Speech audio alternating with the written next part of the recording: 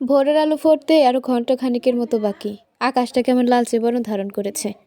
তারাগুলোকে মনে হচ্ছে এক একটা মুক্তকণা, বিশাল আকাশে ছড়িয়ে ছিটিয়ে বিছানো মুক্তোর টুকরো। এক্ষুনি বোধহয় একটা দুটো খসে পড়বে গায়ের উপর। গান শেষ হওয়া মাত্রই তিহানের কাঁধে মাথা এলিয়ে দিয়েছে তোহা। বিশাল আকাশে ছড়িয়ে ছিটিয়ে বিছানো মুক্তোর টুকরো। এখনই বোধহয় একটা দুটো খসে পড়বে গায়ের উপর। গান শেষ হওয়া মাত্রই তিহানের কাঁধে মাথা এলিয়ে দিয়েছে তোহা। তিহান বারণ করেনি, সরিয়েও দেয়নি, বরং নিজের মোড়া ঘুরিয়ে পাশাপাশি বসে তোহাকে আরাম করে মাথা রাখার ব্যবস্থা করে দিয়েছে। তোহার হাত দুটো তার হাতের মুঠোয় বন্দি। নরম ছোট্ট হাত দুটো অনবরত নাড়াচাড়া করে যাচ্ছে তিহান। তোহার চোখ বন্ধ। তিহান অনেকক্ষণ যাবতই তার চোখে মুখে তন্দ্রা ভাব লক্ষ্য করছে, কিন্তু নিজের কাছ থেকে সরাতেও ইচ্ছে করছে না মেয়েটাকে। শেষমেশ নিজের ইচ্ছার বিরুদ্ধে যেই সে বলল, ঘুম পাচ্ছে? ঘরে যাবে না? রাত শেষ হতে চলল। তোহার সারা শব্দ পাওয়া গেল না। ভ্রু কুচকাল তিহান। মেয়েটা কি ঘুমিয়ে গেল তবে? তোহার হাত দুটো ছেড়ে মুখের উপর আসা চুলগুলোকে কানের পিছে গুজে দিল সে। হালকা গলায় ডাকলো, তিহু। ঘুমের মাঝে দুবার ঠোঁট কামড়ালো তোহা। অতপর তিহানের সাথে আর একটু ঘনিষ্ঠ হয়ে তাকে জড়িয়ে ধরে আবারও ঘুমে বিভোর হয়ে গেল। কপালে চিন্তার ছাপ সই মৃদু হাসল তিহান, তবুও নিজেকে প্রশ্রয় দিল না। তোহাকে নিয়ে একটু নড়ে চড়ে বসে তোহার ঘুম ভাঙানোর চেষ্টা করে বলল, ওঠো, তোমার ঘরে যাও, তারপর ঘুমিও। একরাশ বিরক্তি নিয়ে পিট পিট করে তোহা। ঘুম ঘুম কণ্ঠে বলল, এত নড়ছেন কেন?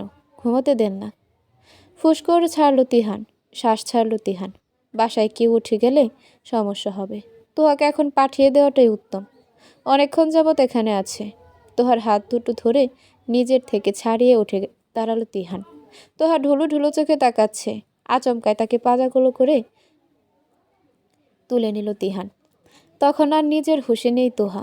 ঘুমে বেহুশ বুঝতে পারলে এতক্ষণে চিৎকার চেঁচামেচি শুরু করে দিত। তোহাকে নিয়ে নিজের বিছানায় শুইয়ে দিল তিহান। হাত থেকে চুড়িগুলো খুলে ব্যাগের ভিতর রেখে বাইরে যে ফ্ল্যাটের দরজাগুলো দুটো খুলে ফিরে এলো। তারপর তোহাকে আবার কোলে নিয়ে ধীর পায়ে এগিয়ে গেল তোহার রুমের উদ্দেশ্যে। তোহাকে বিছানার মাঝখানটায় শুয়ে দিয়েছে তিহান। তারপর আবার যে শাড়ি আর চুড়ির ব্যাগটা নিয়ে এসেছে। এই ভোরবেলায় ওই ফ্ল্যাট করতে করতে রীতিমতো ঘাম ছুটে গেছে তিহানের। তবুও মেয়েটার ঘুম যে ভাঙেনি এতেই শান্তি। আশেপাশের নজর ঘুরালো তিহান। বিছানার এলোমেলো চুড়িগুলো নিজেই গুছিয়ে দিল। আলমারি খুলে সব যথাস্থানে রেখে ঘরের পর্দা টেনে দিল। কাক ডাকার শব্দ শোনা যাচ্ছে। ভোর হয়ে গেছে প্রায়। বাম কাত হয়ে ফিরে ঘুমালো তোহা। গায়ের ওপর দেওয়া কাঁথাটা ইতিমধ্যেই সরে গেছে। বের হতে যেও আবার ফিরে এলো তিহান। গায়ের কাঁথাটা ঠিক করে দিয়ে তোহার মাথায় হাত বুলিয়ে গলার স্বর নামিয়ে বলল, ঘুমাও নিদ্রা পড়ি। তোমার ঘুমন্ত স্বপ্নগুলো শুধু আমায় আমিময় হোক। তিহানের গলা ছোট্ট মৌরি, বয়স 3 বছর। দোহাতে তিহানের গলা জড়িয়ে রেখেছে সে। হাতে দুটো চকলেট, ভাঙা ভাঙা শব্দে কথা বলতে পারে। তাকে কোলে নিয়ে সিঁড়ি বেয়ে উপরে উঠেছে তিহান। মৌরির হাতের চকলেট দুটো কিনতে দোকানে গিয়েছিল। ছুটির দিন, তাই বাসায় আছে সে। মৌরি থাকে তাদের নিচের ফ্ল্যাটটায়। এই পুরো বাড়ির সবারই বেশ আদুরে বাচ্চাটা। আর তিহানের একটু বেশিই আদুরে, কারণ বাচ্চা কাচ্চা একটু বেশি পছন্দ করে তিহান। মৌরির মা তাদের ফ্ল্যাটে আছে, আফিয়ার সাথে কথা বলছে। মৌরিকে সাথে নিয়ে এসেছিল, সেজন্যই তাকে নিয়ে দোকানে চকলেট কিনতে গিয়েছিল তিহান। দুহাতে দুটো বালতি নিয়ে বেরিয়েছে তোহা। বালতি ভর্তি ধোয়া কাপড়, কপাল গলায় ঘাম। ছুটির দিনেও বাসার কাজে সাহায্য করা মেয়েটা আসেনি। প্রায় 1 সপ্তাহ কাপড় জমে আছে। আতিয়া ভেবেছে আজ সব ধোয়াবে, কিন্তু না। সকালে মেয়েটা ফোন করে বলেছে আজ সহ আগামী 1 সপ্তাহ সে আসতে পারবে না। সে গ্রামে যাচ্ছে, ফিরলে তবেই আসবে। মায়ের চেঁচামেচিতে এক পর্যায়ে টিকতে না পেরে নিজেই কাপড়গুলো নিয়ে বাথরুমে ঢুকছিল তোহা। প্রায় 2 ঘন্টা লাগিয়ে কাপড় চোপড়গুলো ধুয়ে এখন ছাদে যাবে শুকাতে দিতে। ফ্ল্যাটের দরজা আটকে ঘুরে দাঁড়াতেই তিহানকে চোখে পড়ল তার। গটগট পায়ে শব্দ তুলে সিঁড়ি ভেঙে উঠে এসেছে তিহান। মৌরির দিকে তাকিয়ে মলিন মুখেই মিষ্টি করে হাসল তোহা। জবাবে মৌরিও হাসল। কি হয়েছে তোর? চেহারার এমন বিধ্বস্ত অবস্থা বানিয়ে রেখেছিস কেন? খালামণির সাথে ঝগড়া হয়েছে নাকি? রুকুজকে বলল তিহান। উত্তরে খেপে গেল তোহা। খ্যাপা কণ্ঠে বলল, আপনি সবসময় তো বেশি বুঝেন কেন তিহান ভাই? এই সবগুলো কাপড় আমি ধুয়েছি, এজন্যই ক্লান্ত লাগছে। আপনি জানেন কাপড় ধুতে কত কষ্ট? তুমি বাই আর তালে তিলাত্ত তেন তো আত্মু। মৌরির কথায় ভ্রু উঁচিয়ে তাকালো তোহা।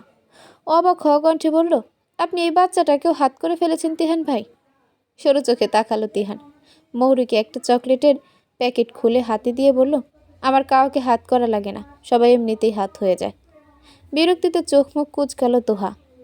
দু হাতে দুটো বালতি উঠিয়ে নিয়ে তড়িঘড়ি করে বলল, সরুন তো সামনে থেকে, আপনার জন্য আমার কত দেরি হয়ে গেল। সরে দাঁড়ালো তিহান। তোহা এক সিঁড়ি উঠতেই মৌরিকে এক হাতে আগলে ধরে অপর হাতে তোহার হাত থেকে একটা বালতি নিয়ে ঠাট্টা সুরে বলল, এতটুকু সরিয়ে নিয়ে দুটো বালতি নিয়েছিস, কখন যেন উল্টিয়ে পড়ে যাস। এবারও ফোঁস ছেড়ে ফসে উঠল তোহা। তিহানের হাত থেকে বালতি নেওয়ার চেষ্টা করে বলল, ছাড়ুন, লাগবে না আপনার সাহায্য করা, আমি একাই পারবো। একটানে তোহার হাত থেকে বালতিটা ছিনিয়ে নিল তিহান। তাকে পাশ কাটিয়ে কয়েক ধাপ ওপরে উঠে গিয়ে বলল, বেশি কথা না বললে আয় তো, তোর এই বেশি কথার চাপে কোন দিন যেন নিজেই চাপা পড়ে যাবি। আর কথা বাড়ালো তোহা। এক হাত দিয়ে মাথায় ওড়না টেনে নিয়ে তিহানের পিছে পিছে ওপরে উঠতে লাগলো। সবগুলো কাপড় প্রায় রোদে দেওয়া শেষ। মৌরিকে কোলে নিয়ে ছাদে দাঁড়িয়ে আছে তিহান। মৌরি কোলে না থাকলে সে নিজেই দিয়ে দিত কাপড়গুলো। তোহা কাপড় দেওয়া শেষ হতেই এগিয়ে এলো তিহান। এক হাতে খালি বালতি দুটো তুলে নিয়ে যাওয়ার জন্য উদ্যত হতেই মৌরি দু হাত বাড়িয়ে বলল, তো আপু যাবো, অর্থাৎ সে তোহার কোলে যেতে চাচ্ছে। আর চোখে তাকালো তিহান। তোহা তখন ব্যস্ত ওড়না দিয়ে নিজের ঘাম মুছে নিতে পারবি ওকে? গলা ঝেড়ে বলল তিহান। দিন, বলে হাত বাড়িয়ে দিল তোহা। তৎক্ষণাৎ তার কোলে লাফিয়ে এলো মৌরি। তোহা হাসল। মৌরির মাথায় হাত বুলিয়ে বলল, তিহান ভাই পচা বুঝলে, তিহান ভাইয়ের কোলে যাবা না। তোমাকে কে বলেতে তো আপু? ভাইয়া তো আমাকে খুব আদল কলে। তোমাকে কলে না? প্রতিবাদ করে বলল মৌরি। শব্দ করে হেসে ফেলল তিহান। তো বোকা বোকা চাহনি দিয়ে চেয়ে আছে। তিহান দুষ্টু কণ্ঠে বলল, কলে আপু, ভাইয়া সবাইকে আদল কলে, তোমার তো আপু কেন বাদ যাবে? মুখ বিকৃতি করে তাকালো তোহা। মুখ দিয়ে অস্পষ্ট স্বরে অসহ্যকর শব্দটা বের করে দ্রুত পায়ে নিচে নেমে গেল। বিকালের তেজ হিনরোদ উকি দিচ্ছে সাদা মেঘের ফাঁক ফোকর দিয়ে। একটু পর পর যানবাহনের হর্নের শব্দ শোনা যাচ্ছে। বিকেলটাও আজকাল বড্ড ব্যস্ত থাকে, কেমন যেন কোলাহলময়। তোহার মতে বিকেলবেলাটা হবে শান্ত নির্মল। অর্ধেক দিনের ব্যস্ততা শেষে মানুষ এক কাপ চা নিয়ে বারান্দায় বসবে, দু একটা চুমুক দিয়ে প্রিয় মানুষের সাথে একটু আধটু আলাপে মেতে উঠবে। কিন্তু না, সময়টাও আজকাল ভারী হয়ে উঠেছে। মানুষজনের শ্বাস ফেলার অবকাশ নেই। মন মস্তিষ্ক জুড়ে শুধু কাজ কাজ আর কাজ। টিভির রংচঙে স্ক্রিনের দিকে অবসন্ন চোখ দুটোকে কোনো রকমে নিবুদ্ধ করে রেখেছে তোহা। মুখ জুড়ে তেতো ভাব। ফ্যানের উষ্ণ বাতাসটাতেও বিষণ্ণতার ছোঁয়া। পাশে আতিয়া বসে আছে, তার দৃষ্টি উৎসুক, গভীর মনোযোগ আর প্রাণবন্ত মন নিয়ে বাংলা নাটক দেখছে সে। ড্রয়িং রুমে তার ব্যতীত তৃতীয় কোনো ব্যক্তির অস্তিত্ব নেই। তোহার বাবা ঘরে ঘুমাচ্ছে, আর তুর্য ঘণ্টাখানেক আগে কী কাজে যেন বেরিয়েছে। সোফায় পা উঠিয়ে বসে হাতের বাটিটা থেকে পেঁয়াজ মরিচ নিয়ে চানাচুর মাখা খেতে খেতে মায়ের সাথে টিভি দেখছে তোহা। আর খাবা আম্মু? হাতের বাটিটা মায়ের দিকে এগিয়ে ধরল তোহা। আতিয়া তাকালো, বিরস মুখে আবারও মুখ ফিরিয়ে বলল, না, তুই লবণ কম দিয়েছিস, মেটা স্বাদ, তুই খা। মায়ের কথায় কপাল কুচকালো তোহা। আরেক চামচ মুখে পুরে নিয়ে চিবাতে চিবাতে বলল, তাহলে লবণ দিয়ে আরেকটু আনি। আতিয়া হাসলো, বলল, আচ্ছা আন। গা মুচড়িয়ে আর মোড়া ভেঙে উঠে দাঁড়ালো তোহা। অনেকক্ষণ এক ধ্যানে বসে থাকার কারণে মনে হচ্ছে হাড্ডিতে জং ধরে গেছে। হাঁটাহাঁটি করা যায়। টলমলে পায়ে রান্নাঘরে গেল সে। 3 চিমটি লবণ দিয়ে হাত দিয়ে মেখে নিল। মায়ের হাতে বাটিটা দিয়ে হাত ধুয়ে আবারও ড্রয়িং রুমে যেতে নিলেই মেজাজ খারাপ করা কলিং বেল বেজে উঠল। গাল ফুলিয়ে শ্বাস ছাড়ল তোহা। গেটটা খুলে তিহানকে দেখে বিশেষ একটা অবাক হলো না সে। ভেবেছিলই তিহান অথবা আফিয়া এসেছে। তিহানকে ভেতরে ঢোকার জায়গা দেওয়ার জন্য একটু পাশে চেপে যেতেই তার বাম হাতটা নিজের হাতের মাঝে টেনে নিল তিহান। অপ্রস্তুত হয়ে পড়ল তোহা। মিনমিনে কণ্ঠে বলল, হাত ছাড়ুন, আমার ড্রয়িং রুমে। তিহান হাত ছাড়ল না, উল্টো জুতো পায়েই একটু ভেতরে ঢুকে গলা উঁচিয়ে ডাকলো, খালামণি। চমকে উঠল তোহা। তড়ি ঘুরে করে হাত ছাড়ানোর চেষ্টা করে চাপা স্বরে বলল, তিহান ভাই। এর মাঝে ফিরে তাকালো আতিয়া। তিহানকে দেখে মুখে হাসি টেনে বলল, বল বাবা, কিছু দরকার? তিহুকে একটু আমার সঙ্গে নিয়ে যাই খালামণি। এই সামনের মার্কেটে যাব, মা কিছু জিনিস আনতে বলেছে। ভাবলাম তিহু তো বাসায় আছে, ওকে সাথে নিয়ে যাই। যাবো খালামণি বলে চমৎকার করে হাসল তিহান। এই অসহ্যকর সুন্দর হাসির বিনিময়ে কোনো কিছুতে মানা করা সম্ভব নয়। আতিয়ার ক্ষেত্র ব্যতিক্রম হলো না। মাথা নাড়িয়ে সাই দিয়ে সে বলল, আচ্ছা যা বাবা, সমস্যা নেই। অনুমতি পেতেই মুচকি হাসল তিহান। তোহার হাত ধরে টেনে বেরিয়ে যাওয়ার জন্য উদ্যত হতেই তোহা হকচকানো কণ্ঠে বলল, এভাবে যাব নাকি? জামাটা তো বদলে আসি। এক নজর তাকালো তিহান। তোহাকে পা থেকে মাথা পর্যন্ত তীক্ষ্ণ দৃষ্টিতে পর্যবেক্ষণ করে নিল। অতঃপর শক্তপোক্ত কণ্ঠে বলল, এভাবেই যাবি, জুতোটা পরে নে শুধু। মুখ লটকালো তোহা। তিহান তার হাত ছাড়েনি। এক হাত দিয়ে পাশের জুতো রাখার চার্ক থেকে জুতো বের করলো সে। পরে নিয়ে বলল, আপনাকে নিয়ে আর পারি না, চলুন। রাস্তায় আসতে এমন একটা জ্যাম নেই। অবশ্য বিকেল গড়িয়ে গেছে বলেই হয়তো যানবাহনের আনাগোনা কম। ধীর গতিতে ড্রাইভ করছে তিহান। পরনে ব্লু জিন্সের সাথে ধূসর রঙের হাফ হাতা টি শার্ট। চুলগুলো একটু এলোমেলো, গালের চাপ দাড়িগুলো নিখুঁতভাবে সেভ করা হয়েছে। বাম গালের কাটা জায়গায় এখনো লাল হয়ে আছে। তোহা ঠোঁটে ঠোঁট চেপে এক দৃষ্টিতে চেয়ে রয়েছে সেদিকে। চেহারায় কোনো আবেগ নেই, অনুভূতি নেই, শুধুই কৌতূহলী প্রেমিকার মতো সোচালো দৃষ্টি। আর চোখে একবার তাকালো তিহান। তিহান তাকিয়ে আছে বুঝতে পেরেও চোখ সরালো না তোহা। এভাবে কি দেখছিস? কি হয়েছে? তোহা উত্তর দিল না। জীবন্ত পুতুলের মতো তিহানের দিকে চেয়ে দুবার পলক ঝাপটালো। ভ্রুকুচ গেল তিহান। ড্রাইভিংয়ে মনোযোগ স্থাপনের চেষ্টা করে অস্বস্তি ভরা কণ্ঠে বলল, অন্যদিকে তাকা তিহু, এভাবে দেখার কি আছে? শুকনো গলায় ছোট্ট করে একটা ঢোক গিলল তোহা। দৃষ্টি না সরিয়ে হুট করে তিহানের দিকে ঝুঁকে তার ঘাড় হাত দিয়ে জড়িয়ে ধরতেই তিহান মৃদু ধমক দেওয়ার চেষ্টা করে বলল, তিহু সর, সামনে দেখতে পাচ্ছি না বা আমি, অ্যাক্সিডেন্ট হয়ে যাবে কিন্তু। তিহানের বাধা নিষেধ শুনেই না তোহা। কিছু না ভেবে আচমকা এক অদ্ভুত কাজ করে ফেলে সে। মুখ নামিয়ে চোখ বন্ধ করে আলতো স্পর্শে তিহানের বাম গালে বাদামি তিলটায় ঠোঁট ছুঁয়ে দেয়। প্রচণ্ডভাবে চমকে ওঠে তিহান। তোহা যে এমন কিছু করবে ভাবতেও পারেনি সে। আচমকা ধাক্কাটা নিতে না পারায় হঠাৎই তার পুরুষ মনে অদ্ভুত লজ্জা খেলে যায়। লজ্জায় অস্থির হয়ে ওঠে চোখের ধূসর চাহনি। কি করে ফেলেছে তা বুঝে উঠতেই চট করে সরে যায় তোহা। লজ্জিত ভঙ্গিতে নিজেকে একটু গুটিয়ে নিয়ে জানালা দিয়ে বাইরে তাকায়। চুলে হাত চালিয়ে নিজ শব্দে ঠোঁট চেপে হেসে ফেলে তিহান। পর মুহূর্তে নিজেকে সামনে নিল। ঠোঁটের কোণের মিটমিটে হাসিটা আজ আর সরার নয়। তোহার দিকে একবার তাকিয়ে বুঝতে পারে তার সাথে এখন আর কথা বলতে পারবে না মেয়েটা। তুমুল লজ্জা ঘিরে ধরেছে তাকে। বেশ কিছুক্ষণ সব চুপচাপ। তোহা একবারও তাকায়নি। অনেকক্ষণ বাদে দম বন্ধকর পরিবেশ একটু শিথিল হতে তিহান তোহার মাথার উপর পড়ে যাওয়া ঘোমটাটা এক হাত দিয়ে টেনে উঠিয়ে দিতে দিতে আস্তে করে বলে, তুমি আমার ক্ষণিকের মোহন, চারুপ্রিয়া, তুমি আমার আমরণ প্রেম তৃষ্ণা। তোমার এই একটু আধটু প্রেমের ছয় এই পিপাসা মিটবে না, বরং তোমাকে কাছে পাওয়ার আকাঙ্ক্ষাটা বেড়ে যাবে আরও বহুগুণ। তবুও তুমি কেন এমন করছো বলো তো? এত অবিচার তোমার এই প্রেমিক পুরুষের সইবে না কিন্তু।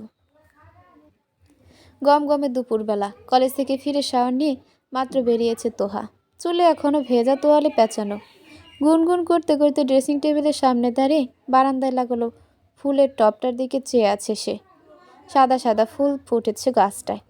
ফুলের আকার খুবই ছোট, তবে দেখতে বেশ সুন্দর লাগে। সুগন্ধ আসে একটু আধটু। এ নাম না জানা ফুলের প্রতিও একটা অদ্ভুত মায়া কাজ করে তোহার। ফুল বস্তুটাই এমন, মন কাড়া, নজর কাড়া, হৃদয় কাড়া। বেশ অনেকক্ষণ যাবৎ বাসায় গোলাপ যেমন গোলাপজাম বানানোর অদম্য চেষ্টায় অব্যাহত আছে আতিয়া। রান্নাঘরের অবস্থা দেখার মতো। আর আতিয়ার অবস্থা আরও বেশি গোলমেলে। বাসায় মিষ্টি বানানোর ভূতটা অবশ্য এমনি এমনি চাপিনি তার মাথায়। এর পেছনে আরমান সাহেবের কৃতিত্বই বেশি। দুদিন আগে মোড়ের দোকানের মিষ্টি নিয়ে অতি প্রশংসায় মেতে উঠেছিলেন উনি। এক পর্যায়ে এক কথা দু কথা হতে হতে বিদ্রুপাত্মক কণ্ঠে বলে ফেলেছিলেন তার স্ত্রীর পক্ষে নাকি এমন মিষ্টি বানানো অসম্ভব ব্যাপার। ঠিক তখনই এই মিষ্টি বানানোর ভূতটা মাথায় ঢুকেছে আতিয়ার। আর ফলস্বরূপ আজ দুপুরের রান্না শেষে নিজের স্বামীকে ভুল প্রমাণ করার খেলায় নেমেছে সে। তবে বিপত্তি বাঁধছে বারংবার। কিছুতেই মিষ্টির মন্ডাটাকে বানাতে সক্ষম হচ্ছে না সে। হয়তো কখনো পানি বেশি পড়ে পাতলা হয়ে যাচ্ছে, আবার কখনো বেশি ময়দা পড়ে ঘন হয়ে যাচ্ছে। যারপনায় মেজাজ প্রচণ্ড খারাপ হয়ে এলো আতিয়ার। গলা বাড়িয়ে হাঁক ছাড়ল সে, তোহা এদিকে আয় শিগগির। মায়ের ডাকে হতাশাপূর্ণ শ্বাস ছাড়ল তোহা। গোসলের আগেই দেখে গিয়েছিল মা মিষ্টি বানানোর চেষ্টা করছে। চুলের তোয়ালাটা খুলে রান্নাঘরের দিকে গেল সে। উকি দিয়ে বলল, তুমি পারছো না তাই তো? খালামণিকে ডাকতে হবে। গরম চোখে তাকায় আতিয়া। উত্তপ্ত মেজাজে ফুঁসে উঠে বলে, তিহানকে কখনো দেখেছিস আপার সাথে বেয়াদবি করতে, মুখে মুখে তর্ক করতে? ওর থেকে কিছু শিখতে পারিস না? দিন দিন তো চরম বেয়াদব হচ্ছিস। খালি মায়ের মুখের উপর কথা বলা। যা আপাকে ডেকে নিয়ে আয়। মায়ের তিক্ত কথায় মনটা হঠাৎই খারাপ হয়ে গেল তোহার। যদিও সে জানে মা এগুলো রাগের বসেই বলেছে, তবুও তার মনটা খারাপই হলো। মুখ ভার করে আফিয়াকে ডাকতে গেল সে। গেট খুলল তার খালু, অর্থাৎ তিহানের বাবা আমজাদ সাহেব। খালুকে দেখে একটু হাসার চেষ্টা করলো তোহা। মিষ্টি করে বলল, খালামণি কোথায় খালু? আম্মু ডাকছিল একটু। আমজাদ হাসলেন, পথ ছেড়ে বললেন, ভেতর আয় মা, তোর খালামণি তো তিহানের ঘরে, তুই ডেকে নে। মৃদু গতিতে মাথা নাড়িয়ে ভেতরে ঢুকলো তোহা। নিজেই দরজাটা আটকে দিয়ে তিহানের ঘরের সামনে যেতেই লক্ষ্য করলো মেঝেতে বসে আছে তিহান। আর উপরে বিছানায় বসে আছে, তা মাথায় তেল দিয়ে দিচ্ছে আফিয়া। আরামে চোখ বন্ধ করে রেখেছে তিহান। তার উপস্থিতি টের পায়নি। আঙুল দিয়ে হালকা করে দরজায় টোকা দিল তোহা। চোখ মেলে তাকালো তিহান, তাকালো আফিয়াও। তোহার দৃষ্টি আফিয়ার দিকে স্থির করে ছোট মুখে বলল, আম্মু তোমাকে ডাকছে খালামণি। তোহার বিষণ্ণ কণ্ঠ আর নত দৃষ্টিতেই যা বুঝে গেল তিহান। ঘাড় বাঁকিয়ে আফিয়ার দিকে তাকিয়ে মাথা নাড়িয়ে ইশারা করে মৃদু কণ্ঠে বলল, তুমি যাও মা, আমি দেখি কি হয়েছে। আফিয়ার ঠোঁট এলিয়ে হাসলো। তারও বোঝার বাকি নেই তোহার মন খারাপ। তিহানের কথার মাঝে মানে বুঝতে পেরে তেলের বাটিটা তিহানের হাতে ধরিয়ে দিয়ে উঠে দাঁড়ালো সে। বেরিয়ে যাওয়ার আগে তোহার গালে হাত রেখে বলল, মন খারাপ করিস না, তুই থাক এখানে, আমি যাচ্ছি। মাথা নাড়ালো তোহা। আফিয়া বেরিয়ে যেতেই তিহান গম্ভীর কণ্ঠে বলল, দরজাটা ভিজিয়ে দে। গোমরা মুখে দরজা চাপিয়ে দিল তোহা। আপনি বাসায় কেন? আমাকে নামিয়ে দিয়ে আর অফিসে যাননি? বলতে বলতেই তিহানের পাশে এসে দাঁড়ালো সে। কিছুক্ষণ হাতের তেলের বাটিটা নাড়াচাড়া করলো তিহান। তারপর দু চোখ বন্ধ করে ব্যথাতুর কণ্ঠে উত্তর দিল, মাইগ্রেনের ব্যথা হচ্ছে রে তিহু, মাথাটা ছিঁড়ে যাচ্ছে বোধহয়। সেকেন্ডে অস্থির হয়ে উঠল তোহা। বুকে ঝুঁকে গিয়ে তিহানের হাত থেকে তেলের বাটিটা নিয়ে হতদন্ত কণ্ঠে বলল, আচ্ছা আপনি বসুন, আমি তেল দিয়ে চুল টেনে দিই, ব্যথা চলে যাবে। প্রচণ্ড ব্যথা নিয়ে প্রশান্তিদায়ক হাসি হাসল তিহান। উঠে দাঁড়িয়ে যেতেই তোহা মিনমিনে কণ্ঠে বলল, এভাবেই তো ঠিক ছিল, আপনি তো অনেক লম্বা আমার থেকে। বাম ভ্রু উঠালো তিহান। তোহার কথা তোয়াক্কা না করে বিছানায় পা তুলে হেলান দিয়ে বসে পড়ল, তোর থেকে কয় বছরের বড় আমি? 8। বোকা বোকা কণ্ঠে ফটাফট উত্তর দিল তোহা। তিহানের প্রশ্নের মানেটা বুঝতে পারেনি সে। আমি নিচে মাটিতে বসবো আর তুই বিছানার উপর? আবারও মুখ কচকাল তোহা। বিরক্তি নিয়ে ঠেস দিয়ে বলল, ধ্যাত, বসুন উপরে, বলে তিহানের কাছে যেয়ে দাঁড়ালো বাটিটা পাশের টেবিলে রেখে। দু হাতে গরম করা তেল মেখে নিয়ে মাথার তালুতে ঘষে দিতে দিতে বলল, এত ভাব নিয়ে থাকেন কিভাবে? এজন্যই তো আপনার মাইগ্রেনের এত ব্যথা। একদম উচিত বিচার। প্রত্যুত্তর করল না তিহান। ব্যথা উপশমের আরামে চোখ যুগল আবারও বন্ধ হয়ে এসেছে তার। প্রায় ঘণ্টাখানেক যাবৎ পরম যত্নে তিহানের চুল টেনে দিচ্ছে তোহা। তার পেটের কাছটায় মাথা কাত করে আলতোভাবে ঠেকিয়ে রেখেছে তিহান। চোখ এখনো বন্ধ, তোহার এক মুহূর্ত বিরক্ত আসেনি, বরং অস্থির মনটা শান্ত হচ্ছে না কোনো ক্রমেই। তিহানের ব্যথা কমেছে কিনা জিজ্ঞেস করতে ইচ্ছে করলেও করতে পারছে না। ভাবছে লোকটা হয়তো আরামে চোখ বন্ধ করে রেখেছে, সে কথা বললে আবার বিঘ্ন ঘটাতে পারে। আরও কিছুক্ষণ অতিবাহিত হতেই তোহা নিচু গলায় বলল, ব্যথা কমেছে? আধো আধো চোখে তাকালো তিহান, মাথা সরিয়ে আচমকায় তোহার হাত ধরে নিজের সামনে বসিয়ে দিল। আধ ভেজা চুলগুলো ততক্ষণে পুরোপুরি শুকিয়ে গেছে তোহার। তোহার চেহারার দিকে তাকিয়ে শুকনো একটা ঢোক গিলল তিহান। মেয়েটার উদাসীনতা সহ্য হয় না তার, তথাপি হাত বাড়িয়ে দিল সে। থুতনি ধরে তোহার নত মুখ তার দিকে তুলে কপালের উপর বেরিয়ে আসা চুলগুলো কানের পিঠে গুজে দিতে দিতে বলল, মন খারাপ কেন? কালামণি বকেছে? বিরস নয়নে তাকালো তোহা, মুখ ফুটে বলতে হলো না তার। তিহান আপনা আপনি বুঝে নিল। ছোট্ট একটা শ্বাস ফেলে বলল, তুই কি বাচ্চা নাকি? জানিসই তো খালামণি একটু শর্ট টেম্পার। এতটুকুতেই কি মন খারাপ করে?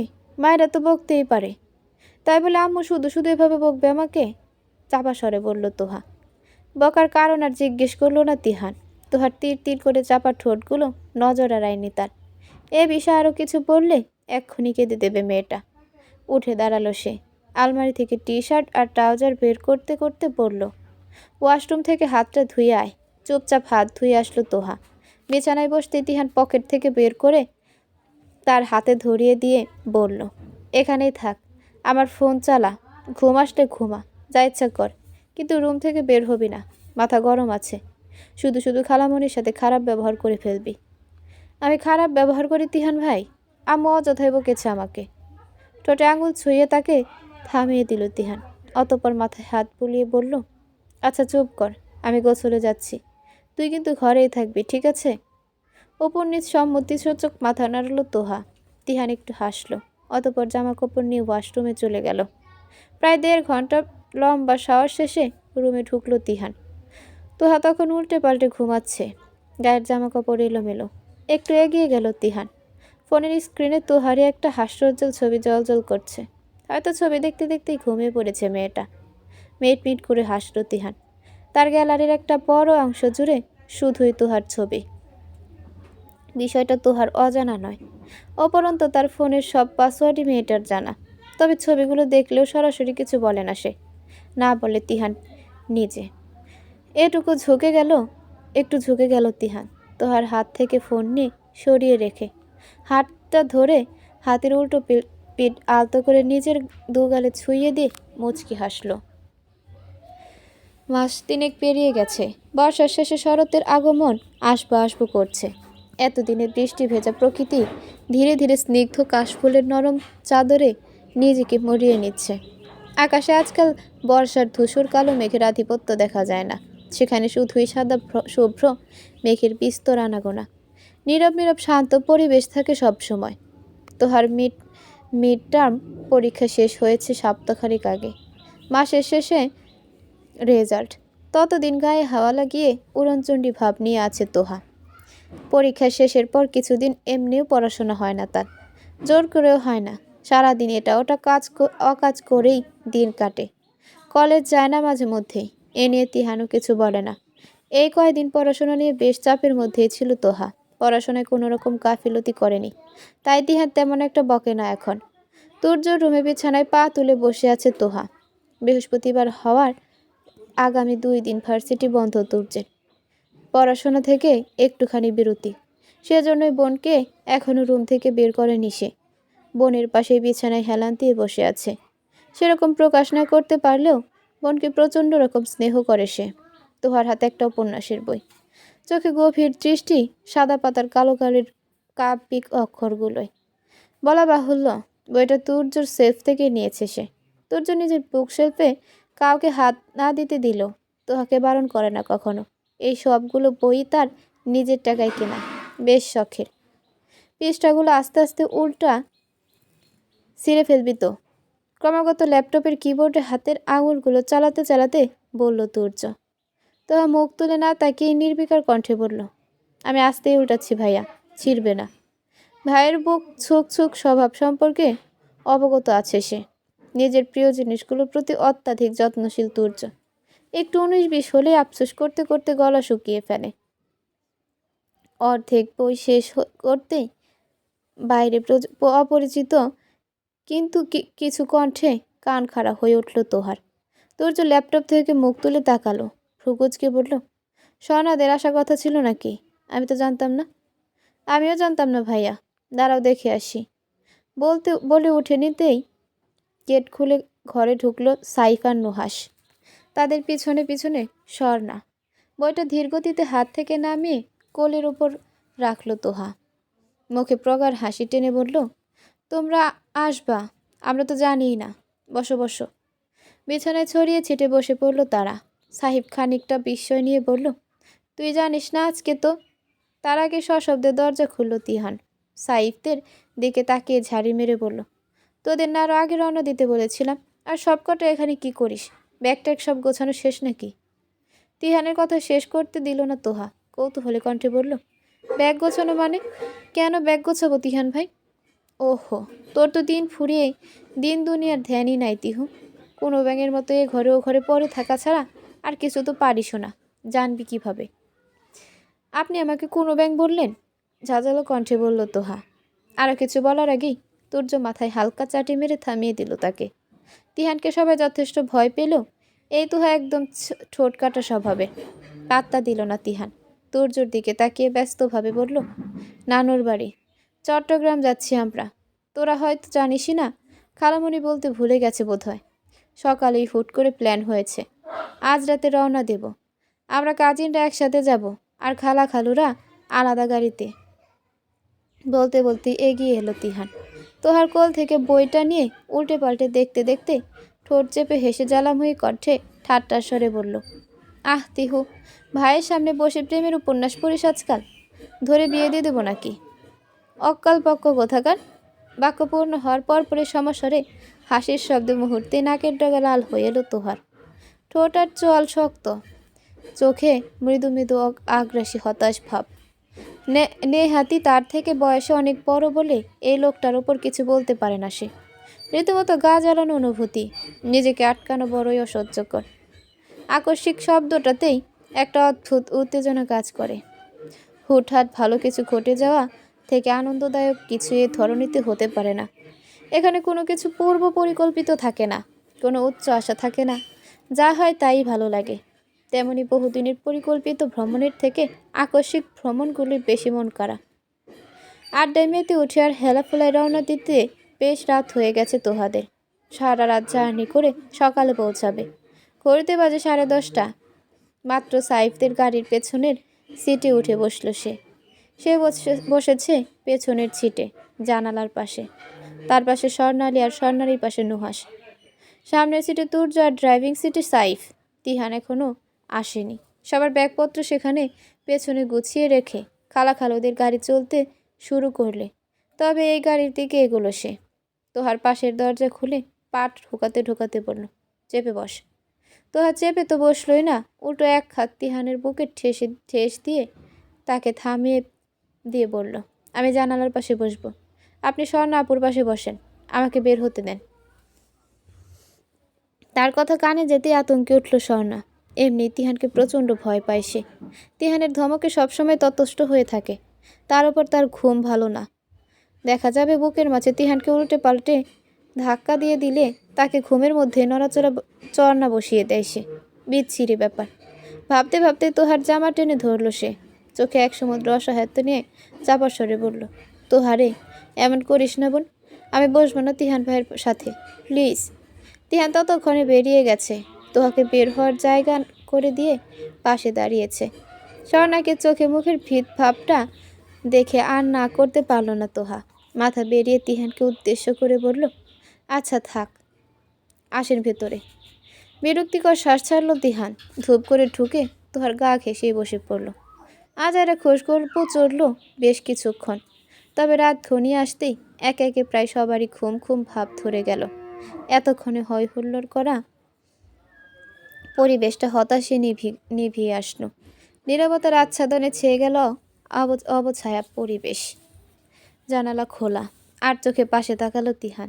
চাঁদের উজ্জ্বল আলোয় মেয়েটার রূপের বর্ণনা অত্যাধিক বৃদ্ধি পেয়েছে। লাইনের পর লাইন বলে গেলেও তা বর্ণনা করা অতি দুষ্কর। হাসল তিহান। তোহা পিট পিট করে তাকাচ্ছে, চোখ ডুলছে, আবার সিটে মাথা এলিয়ে ঘুমানোর চেষ্টা করছে। তিহানের হাতে মোবাইল, দৃষ্টি যদিও সেদিকে নেই, তবুও মনে হবে সে ফোনই চালাচ্ছে। খানিক বাদে উসখুস করে গভীর দৃষ্টিতে আশেপাশে তাকালো তোহা। স্বর্ণালী নুহাসের দিকে হেলে পড়ে মুখ কিঞ্চিত হা করে ঘুমাচ্ছে। বোনের ধাক্কায় নুহাসের মাথাটা আটকে আছে জানালার কাচের সাথে। তোর জোর ঘুম, শুধু সাইব গাড়ি চালাচ্ছে, তবে তার দৃষ্টি আর মনোযোগ সামনের দিকেই। বড় করে একটা হাই তুলল তোহা। তিহানের আরও একটু কাছে চেপে নিভু নিভু কণ্ঠে বলল, হাত সরান, ঘুম পাচ্ছে। তাকালো না তিহান, তবে তৎক্ষণাৎ ফোনের স্ক্রিনের লাইটটা বন্ধ করে এক হাত তোহার মাথার পেছন দিক দিয়ে মেলে দিয়ে ছোট্ট করে বলল, আসো। এক মুহূর্ত দেরি করলো না তোহা। এক হাতে তিহানকে জড়িয়ে ধরে বিড়াল ছানার মতো গুটি গুটি হয়ে তিহানের বুকে মাথা এলিয়ে দিল। মুচকি হাসল তিহান। দৃষ্টি একবার আকাশের চাঁদটার দিকে নিতে যেয়েও মুখ ফেরালো সে। তবে বুকে ঘুমানো চাঁদটার দিকে তাকিয়ে আর চোখ ফেরাতে পারল না, আটকে রইল সেখানে। হাসলো আবারও তিহান। প্রেমিকার ঘুমন্ত মুখ হুঁচড়ে দেখে কি আর প্রেমিকের ঠোঁটের হাসি থামে? না, একদমই না। আলতো করে তোহার চুলে হাত গলিয়ে দিল সে। অতঃপর তার ঘুমন্ত মুখের দিকে তাকিয়ে বিড়বিড় করে বলল, শোনো হৃদয় হরণী, তোমার এই আধো আধো আবদারগুলোই আমি না হয় আরও একটু ধ্বংস হই। এই হৃদয়ের প্রেমের বাসনাটা আরও খানিকটা উপচে পড়ুক। দিন শেষে আমার বুকে তোমার শান্তির ঘুম দেখে আমার অশান্ত প্রেমিক মনটা একটু হলেও শান্ত হোক। তুমি সবসময় এমনই থেকো, আমার অপ্রকাশিত প্রেমিকা হই। দিনের একটু আধটু আলো ফুটেছে বোধ হয়, আরও ঘুম আধো জাগরণেই কেটেছে সারা রাত। তবে ভোরের দিকে একটু লাল চোখ লেগেছিল তিহানের, তবে ভেঙে গেল ঘন্টা খানিক বাদে। আকাশে তখন সূর্য উঁকি দিচ্ছে মাত্র। গাড়ি থেমে আছে একটা রোডের পাশে। গাড়ি থামিয়ে সিটে হেলান দিয়ে ঘুমাচ্ছে সাইফ। তিহানের ঘুম ভাঙতেই চোখের উপর কালো রঙের একটা কাপড়ের আবরণে ভ্রুজোড়া অদ্ভুতভাবে কুঁচকে গেল তার। মুখের উপর থেকে কাপড়টা সরাতেই এর অর্ধোদ্ধার হয়ে গেল। তার চোখের উপর নিজের ওড়না টেনে দিয়েছিল তোহা, যেন সকালের আলোতে তিহানের ঘুম না ভাঙে। তোহা অবশ্য তখন সজাগ নয়। আষ্টে পিষ্টে তার সাথে লেপ্টে বেঘুরে ঘুমাচ্ছে মেয়েটা। হাতের মুঠোয় ওড়নাটা নিয়ে বেঁকিয়ে যাওয়া শরীরটা সোজা করে বসল তিহান। হাতের ওড়নাটার দিকেও তাকিয়ে মৃদু হেসে বলল, প্রেমিকার আজকাল প্রেমিকের খেয়াল রাখার নেশা উঠেছে। ইমপ্রেসিভ। সূর্য উঠে যাচ্ছে প্রায়, একটু আধটু আলোকিত হয়ে আসছে চারিপাশ। ফোন বের করে সময় দেখল তিহান, সকাল 6টা। ফোনটা পুনরায় পকেটে ঢুকিয়ে জানালা দিয়ে বাইরে তাকালো। রাস্তা নির্জন, লোক সমাগম এখনও শুরু হয়নি। এখান থেকে আরও 1 ঘন্টার পথ অতিক্রম করলেই তাদের নানুর বাড়ি। সাহিব বেচারা সারা রাত ড্রাইভ করেছে, এখন তাকে আবারও ডেকে গাড়ি চালাতে বলাটা একেবারেই বেমানান। ছোট করে একটা হাঁপ ছাড়ল তিহান। হাতের মুঠোয় থাকা ওড়নার অংশবিশেষ তোহার গায়ে ভালো করে জড়িয়ে দিয়ে এক হাত বাহিরে সাইফের কাঁধে মৃদুভাবে ধাক্কা দিল সে। প্রথমবার সারা শব্দ না করলেও দ্বিতীয়বারই চোখ মেলে তাকালো সাইফ। আচ্ছন্নের মতো লাল লাল চোখ দুটো কচলে বলল, আসলে চোখটা লেগে এসেছিল তিহান ভাই, আমি এক্ষুনি স্টার্ট। মাঝেই তাকে থামিয়ে দিল তিহান। গলার স্বর নামিয়ে স্নেহের সহিত বলল, তুই পিছিয়ে এসে বস, আমি ঘুমাই একটু, আমি ড্রাইভ করছি, সমস্যা নেই। আরে না না, আমি পারবো, অপ্রস্তুত হয়ে পড়ল সাইফ। তিহান নিরুদ্বেগ কণ্ঠে একটু গাম্ভীর্য ঢেলে বলল, সাইফ যা বলছি তা কর, বের হয়ে পিছে আয়। তিহানের কথার ওপর আর কোনো কথা বলল না সাইফ। ধীর গতিতে বের হয়ে পিছে এসে দাঁড়াতেই তিহান দরজা খুলল। তোহার হেলে পড়া মাথাটা বুক থেকে সরিয়ে হাতের তালুর ওপর নিয়ে কোনো রকমে বের হয়ে সাইফকে ঢুকতে বলল। চেপে চুপে ঢুকে পড়ল সাইফ।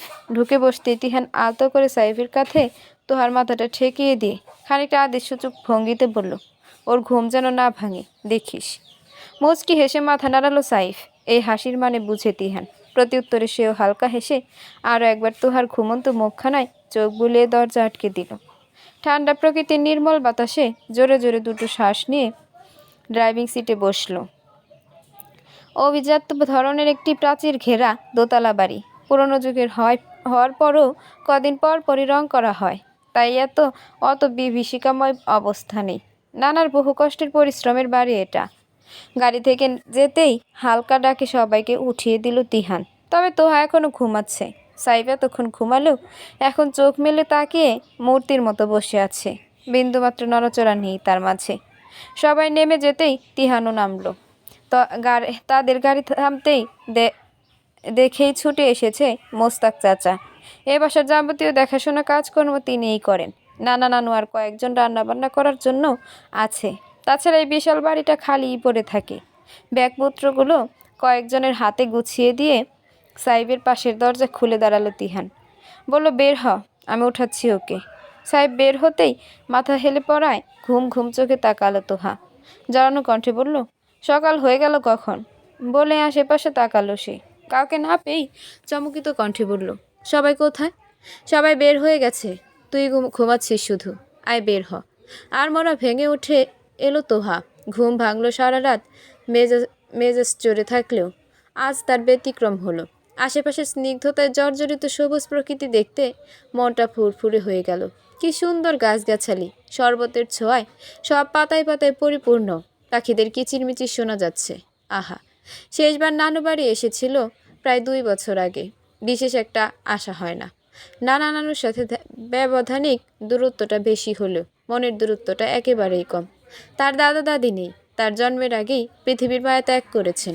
শুধু তিহান ছাড়া আর কেউই তাদের স্নেহের সান্নিধ্য পায়নি। বাড়িতে ঢুকতেই গোসল সেরে নিয়েছে সবাই। খালা খালুরা সবাই তাদের আগেই পৌঁছে গিয়েছিল। দোতলায় এক লাইনে সারি বেঁধে অনেকগুলো ঘর। সামনে লম্বা বারান্দার মতো, সেখানে দাঁড়ালে নিচের পুরো হলরুম দেখা যায়। বারান্দার সাইডের জায়গাটা গোলাকার প্রসারিত। ওখানে থেকে পুরো উঠান, বাগান, এক পাশে পুকুর, সব দৃশ্যমান। কোনার দিকে বড় ঘরটায় তাদের নানা নানু থাকে। বাকিগুলো তারা আসবে শুনে পরিষ্কার করে রাখা হয়েছে। তিহান আর তুর্য এক রুমে, তাদের পাশের রুমে স্বর্ণালী আর তোহা, আর তার পাশেরটায় সাইফ আর নুহাস। গোসল শেষে একটু হালকা সবুজ রঙের 3 পিস পরে বেরিয়েছে তোহা। ভেজা চুলগুলো ছেড়ে নিয়ে ফ্যানের নিচে বসে আরাম করে চুলের বাকিটা শুকাচ্ছে। স্বর্ণালীর আগে শেষ গোসল। দুবার লোক এসে ডেকে গেছে তাদের নিচে নামার জন্য। স্বর্ণালী আবারও তারা দিতেই আর দেরি করল না তোহা। মাথায় ওড়না জড়িয়ে বেরিয়ে গেল নিচের উদ্দেশ্যে। নানা নানুর সাথে দেখা হয়নি এখনো। তারা যখন এসেছে তখন ঘুমিয়েছিলেন তারা। নিচে নামতে নানা সহ সবাইকে সুবিশাল টেবিলে বসে থাকতে দেখলো তারা। তাদের নানা অর্থাৎ নিজাম রহমান বসে আছে মাঝের চেয়ারটায়, মুখে প্রশস্ত হাসি। এতদিন পর বাড়িটা আবারও ভরা ভরা লাগছে। মাঝে মধ্যে গুরুতর অসুস্থ হয়ে গেলেও সুস্থ হলে আবার চাঙ্গা হয়ে ওঠেন তিনি। মনে হয় না এই লোকটার এত অসুস্থতা হয়। তো আর স্বর্ণালী দ্রুত পায়ে এগিয়ে গেল। নানাকে সালাম দিয়ে দাঁড়াতেই তাদের মাথায় হাত বুলিয়ে দিলেন উনি। হেসে বললেন, এত বড় হয়ে গেছে নাতনি দুজন, বিয়ে শাদির ব্যবস্থা করতে হবে কদিন পর। নানার ঠাট্টা গায়ে না মাখলেও খানিকটা লজ্জা পেল দুজনে। তবে প্রত্যুত্তর না করে ভদ্রতার সহিত চুপচাপ টেবিলে বসলো তারা। তোহার একসাথে তিহান আর এক পাশে তিহান আর এক পাশে আফিয়া। তাদের মাঝখানে বসেছে তোহা। মূলত এই চেয়ারটা তোহার জন্যই খালি রেখে দিয়েছিল তিহান। খাওয়ার টেবিলে খাবারের মেলা বসে গেছে। কোনো কিছু আর বাদ নেই। রুটি মাংস আছে, আবার ভুনা খিচুড়িও আছে। এই হচ্ছে আমাদের বিলেতি ছেলে। চোখের রং দেখেছো মনোয়ারা, পুরো বিলেতিদের মতো। রুটি দিয়ে মাংস চিবাতে চিবাতে স্ত্রীর উদ্দেশ্যে বলল নিজাম রহমান। অগোছালোভাবে হাসল তিহান। তোহার চোখে একবার তাকিয়ে নিয়ে খাওয়ায় মনোনিবেশ করলো। তিহান খিচুড়ি দিয়ে নানা রকমের ভর্তা মিশিয়ে খাচ্ছে। তোহা খাচ্ছে আটার রুটি আর মুরগির মাংসের ঝোল। খিচুড়ি নেয়নি সে। এই সকাল সকাল অযথা হাত মাখামাখি করতে ইচ্ছে করছে না তার। ভর্তা দিয়ে খাওয়া শেষে একটুখানি আমের আচার প্লেটে তুলে নিল তিহান। খিচুড়ি দিয়ে মাখিয়ে একবার মুখে নিয়ে দ্বিতীয় লোকমাটা তোহার মুখের সামনে ধরে ধীরে কণ্ঠে বলল, হাঁ কর, খেয়ে দেখ, ভালো লাগবে। ছোট করে মুখ খুলল তোহা। তিহান তুলে দিতে চুপচাপ খেয়ে আবারও হাঁ করলো। হাসলো তিহান। নিজে আর এক গালও খেলো না। এরপর পরই তোহার মুখে অল্প অল্প করে তুলে দিতে লাগলো। হাসি গল্পে মেতে থাকলেও এর মধ্যে পুরো ব্যাপারটা নজর এড়ালো না নিজাম রহমানের। তিহানের ঠোঁটের কোণের ক্ষীণ হাসিটাও গভীর দৃষ্টিতে লক্ষ্য করল সে। অতঃপর মাথা ঝুঁকিয়ে মুচকি হেসে চুপচাপ খাওয়ায় মনোনিবেশ করলো। বিশাল উঠান জুড়ে সবুজ দূর্বা ঘাস লাগানো আছে। নিয়মিত পরিচর্যার কারণে সব জায়গায় একেবারে সামনে সমান করে কাটা। একটু উঁচু নিচু নেই। নরম ঘাসের উপর নগ্ন পায়ের স্পর্শ লাগলে মনে হয় কোনো পশমি কার্পেটের উপর নির্বিঘ্ন পদাচারণ চলছে। একটা কোণে পরপর 2-3টা শিউলি ফুলের বড় আকারের গাছ। নিচে বিছিয়ে থাকা সাদা সাদা ফুলগুলো তাজা নয়। ভোরের দিকে সেইগুলো গাছ থেকে ঝরে পড়েছে বিধায় তাদের সুরভি ভাবটা এখন আর নেই। কেমন যেন মিয়ে চুপসে গেছে। খালি পায়ে এক পা দুপো করে সেদিকটায় এগিয়ে গেল তোহা। ঝুঁকে গিয়ে কতগুলো ফুল হাতে উঠিয়ে ঘ্রাণ নেওয়ার চেষ্টা করলো। তীব্র সুঘ্রাণ না আসলেও হালকা হালকা আসছে। জুতো ফেলে খালি পায়ে ঘুরছিস কেন? পায়ে বিঁধে যাবে তো কিছু একটা। কথাটা শোনা মাত্র সচকিত হয়ে পিছে ফিরল তোহা। তিহানের মুখ দেখার আগে তার নজর গেল তিহানের হাতের দিকে। তার খুলে রেখে আসা জুতো জোড়া হাতে নিয়ে সটান দাঁড়িয়ে আছে তিহান।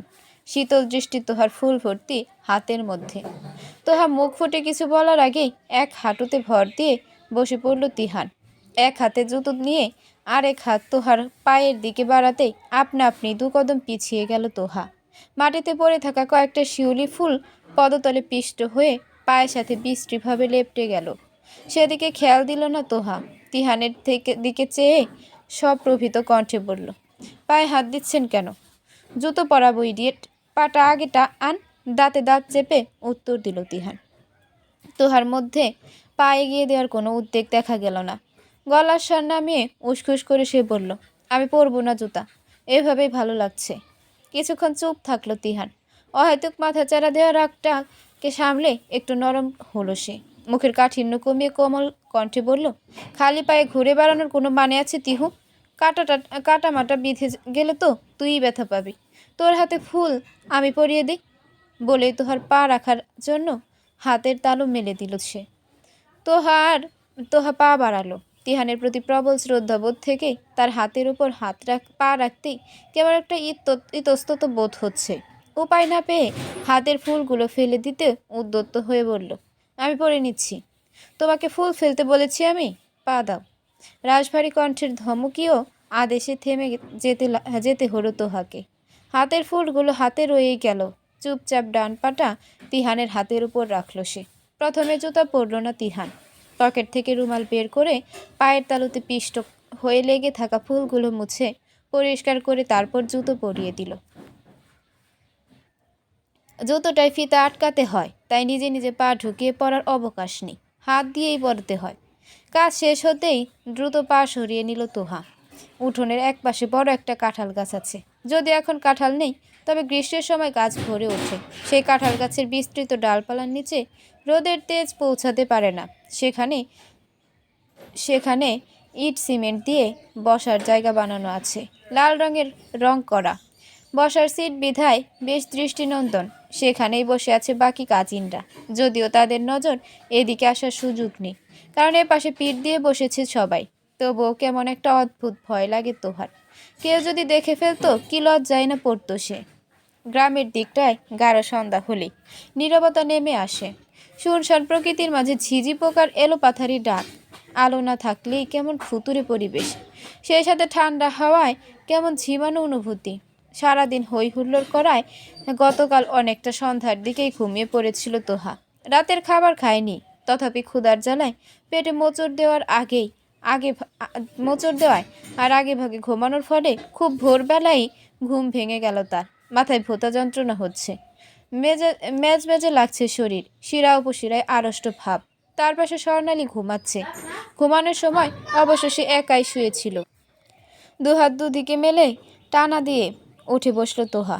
মুখে হাত ডলতেই বুঝলো তৈলাক্ত হয়ে আছে তো। একটা হাই তুলে বিছানা থেকে নামলো সে। লাইট জ্বালাতে যেও জ্বালালো না। স্বর্ণালীর ঘুমে অযথা ডিস্টার্ব করে লাভ নেই। ওয়াশরুমে যেয়ে মুখ হাত ধুলো। গায়ে তখনও কালকের সবুজ জামাটাই, ঘুমানোর আগে আর বদলানো হয়নি। ওড়না দিয়ে মুখ মুছতে মুছতে আস্তে করে রুমের দরজা খুলল তোহা। বাড়ির সবাই ঘুম। মুখ ঘুরিয়ে পর বারান্দা দিয়ে বাইরে তাকিয়ে দেখল। এখনো স্পষ্ট নয় সব। ধোঁয়াটে সাদা ভাব। একটু এগোলো সে। ছোট থেকেই শুনে এসেছে শিউলি ফুল রাতে ফোটে আর ভোরে ঝরে যায়। তবে শহরে থাকার দরুন চাক্ষুষ দেখার সুযোগ হয়নি কখনো। এতদিনের সুপ্ত বাসনার কৌতূহল দমাতে না পেরে সিঁড়ি ভেঙে ধীর পায়ে নিচে নেমে গেল তোহা। অতপর নরম ঘাস মাখিয়ে উঠোনে উপস্থিত হতে সেখানে সাদা পাতলা টি শার্ট পরিহিত তিহানকে দেখে রীতিমতো চমকে উঠল সে। অস্পষ্ট স্বরে আপনা আপনি মুখ দিয়ে বেরিয়ে এলো, আপনি এখানে? কথাটা খুব আস্তে বললেও চারদিকে নিস্তব্ধতার ভিড়ে তার তিহানের কানে যেতে খুব একটা অসুবিধা হলো না। সাথে সাথেই ফিরে তাকালো তিহান। তোহাকে দেখে অনেকটা অবাক ভাব মুখে স্পষ্ট হয়ে উঠলেও পর মুহূর্তে মুখ ফিরিয়ে আবারও আকাশের দিকে দৃষ্টি দিল সে। সেদিকে তাকিয়ে কণ্ঠে গাম্ভীর্য নিয়ে বলল, কাছে আসো। তোহার গোছানো দৃষ্টি এলোমেলো হয়ে গেল মুহূর্তেই। শূন্য মস্তিষ্কে মাথায় হালকা সবুজ রঙের ওড়নাটা টেনে নিয়ে আস্তে করে তিহানের পাশে যেয়ে দাঁড়ালো সে দাঁড়াতেই পেছন দিয়ে বাহু জড়িয়ে ধরে নিজের কাছে টেনে নিল তিহান। অপ্রস্তুত হয়ে পড়ল তোহা। বিচলিত কণ্ঠে বললেন, কি করছেন? কেউ এখানে নেই। তিহানের কণ্ঠ কাট কাট উত্তর। হঠাৎই বাক শূন্য হয়ে গেল তোহা। শিউলি ফুলের তীব্র উগ্রাণে চারিপাশ মম করছে।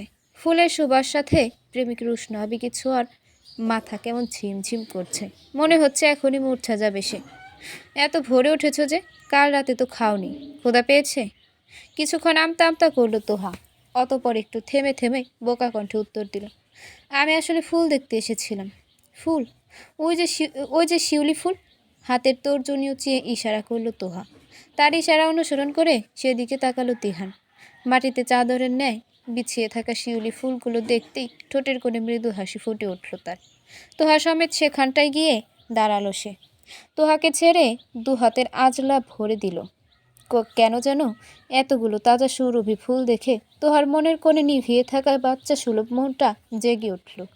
খুশিতে লাফিয়ে উঠে নেহাতি ছেলে মানুষই কণ্ঠে সে বলল, দেখেছেন কি সুন্দর? ঠোঁট বাঁকিয়ে হাসল তিহান। মেয়েটা অল্পতে বাদ ভাঙা খুশিতে ফেটে পড়ে। তার আগে থেকেই জানা আছে। উঠে দাঁড়ালো সে। আচমকায় তোহার মাথার ঘোমটা নামিয়ে দিয়ে কানে একটা ফুল গুছল। তারপর আরও একটা, অতঃপর আরও একটা, মোট 3টা ফুল। তোহার অস্থিরতায় ভরপুর দৃষ্টি মেঝের দিকে। তিহানের ঠোঁটে তখন ধীর কণ্ঠে গান চলছে। বাতাসে ঠোঁট উড়িয়ে দিলাম তাকালে তুই ঘুরে। আমার মন তাই কান ধরে আর গান ধরে বেসুরে। বায়নাগুলো আয়না সেজে বুকের ঠোঁট দিলে যেভাবে জল কামান চলে মোমবাতি মিছিলে। এ কোন ভোরে শিউলি ফোটায় দড়ে করা নেড়ে বলে, আয় হারিয়ে যাব চলে আয়।